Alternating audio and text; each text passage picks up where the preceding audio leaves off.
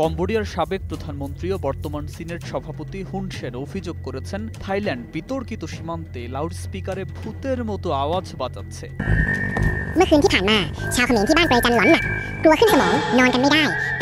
এর মাধ্যমে তারা এক ধরনের মানসিক যুদ্ধ শুরু করেছে বলে দাবি করেছে কম্বোডিয়ার মানবাধিকার কমিশন, জানিয়ে জাতিসংঘে অভিযোগ জানানো হয়েছে।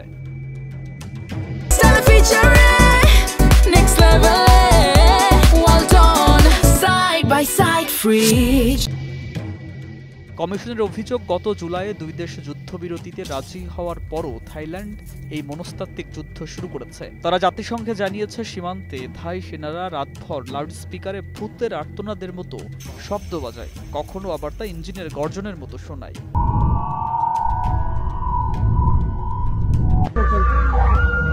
চিঠিতে বলা হয়েছে, এসব ভয়ঙ্কর শব্দে সীমান্তবাসীর ঘুমের ব্যাঘাত ঘটছে এবং শারীরিক অস্বস্তিও তৈরি হচ্ছে।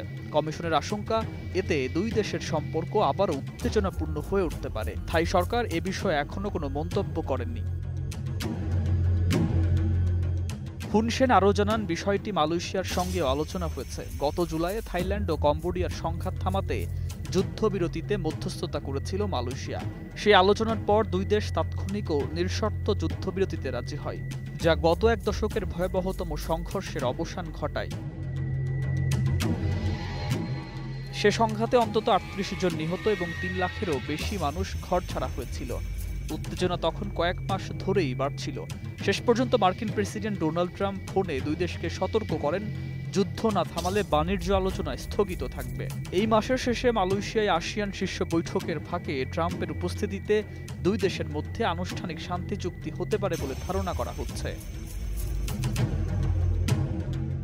এদিকে থাইল্যান্ড অভিযোগ করেছে, কম্বোডিয়া নতুন করে সীমান্তে স্থলমাইন পুঁতেছে।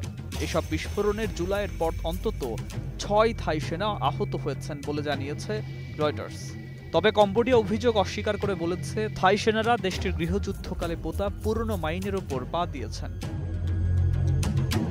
সুকান্ত সরকার, ২১ টেলিভিশন।